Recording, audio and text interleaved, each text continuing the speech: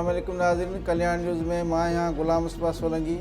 पेश आहिनि हिन वक़्त ताईं जूं हेडलाइन। आम चूंडूं 11 फेबरवरी ते थींदियूं, इलेक्शन कमीशन ऐलान करे छॾियो। इलेक्शन कमीशन मुल्क में आम चूंडुनि लाइ 11 फेबरवरी जी तारीख़ ॾेई छॾी आहे। इलेक्शन कमीशन जे वकील सुप्रीम कोर्ट ॾाढो बयान में चयो आहे त मुल्क में आम चूंडूं 11 फेबरवरी ते करायूं वेंदियूं। 30 नवंबर ताईं तकबंदियूं मुकमल थी वेंदियूं। चीफ जस्टिस काज़ी फ़ाइज़ इसाक़ सुवाल कयो त छा इलेक्शन जी तारीख़ लाइ सदर सां मुशावरत कई वई आहे। जस्टिस अतहर मिनल्ला चयो त आइन मूजिबि इलेक्शन जी तारीख़ सदर ॾींदो आहे। इलेक्शन कमीशन सदर सां मुशावरत खां इनकार छो कयो। चीफ जस्टिस काज़ी फ़ाइज़ इसाक़ चूंडुनि जी तारीख़ बाबति अॼु सदर सां मुशावरत जो हुकुम ॾेई छॾियो। 90 ॾींहंनि अंदरि चूंडूं करण बाबति दरख़्वास्त जी ॿुधणी दौरान चीफ जस्टिस काज़ी फ़ाइज़ इसाक़ चयो त इलेक्शन जी तारीख़ किथां बि अचे, असांखे ॾिसणो इहो आहे त बसि चूंडूं थियणु घुरिजनि।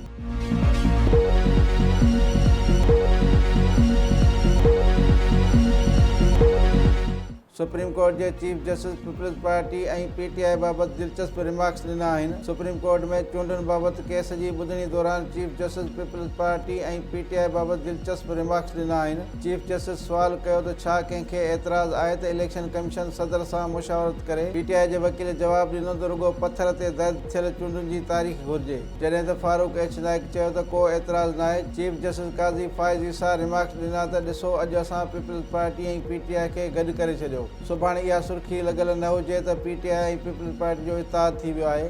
Attorney general chief justice J remarks ते तबसरो कयो त पीपल्स पार्टी ऐं पीटीआई अॻु ई गॾु आहिनि।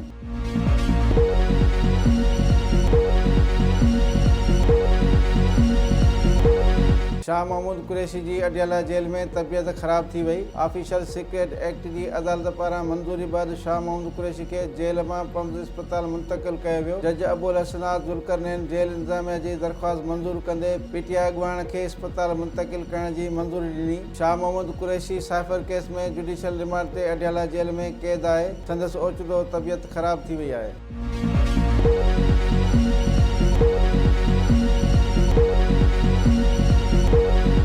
पार्क लेन रेफरेंस में आसिफ ज़रदारी समेत 19 जवाबदारनि खे ज़ाती हैसियत में अदालत तलब करे वरितो आहे। इस्लामाबाद जे एहतसाब अदालत पार्क लेन रेफरेंस में अॻूणे सदर आसिफ अली ज़रदारी ऐं 19 जवाबदारनि खे ज़ाती हैसियत में तलब करे वरितो आहे। आसिफ ज़रदारी पारां संदसि वकील अरशद तबरेज़ अदालत में पेश थियो। वकील चयो त मुआहिदे खां अॻु आसिफ ज़रदारी पार्क लेन में डायरेक्टर मुक़ररु न हो। जज मोहम्मद बशीर चयो त अॼु नोटिस जारी कयूं था, दलील ईंदड़ ॿुधणीअ ते ॿुधंदासीं।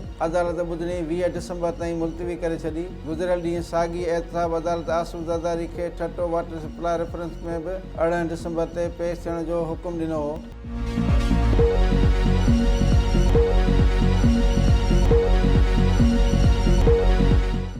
सिंध पुलिस में हिकु भेरो ॿीहर मुक़ररियूं ऐं बदिलियूं थियूं आहिनि, जंहिंजो नोटिफिकेशन बि जारी कयो वियो आहे। नोटिफिकेशन मूजिबि ख़ालिद हुसैन मंगिरो खे डीएसपी लीगल कशमोर मुक़ररु कयो वियो आहे। हाजन शाह खे डीएसपी लीगल शिकारपुर मुक़ररु कयो वियो, जॾहिं त अता Mohammad Nizamani DSP special branch Mirpur Khas मुक़ररु थी वियो आहे। तारिक महमूद खे DSP admin range Mirpur Khas मुक़ररु करण जो नोटिफिकेशन जारी कयो वियो आहे।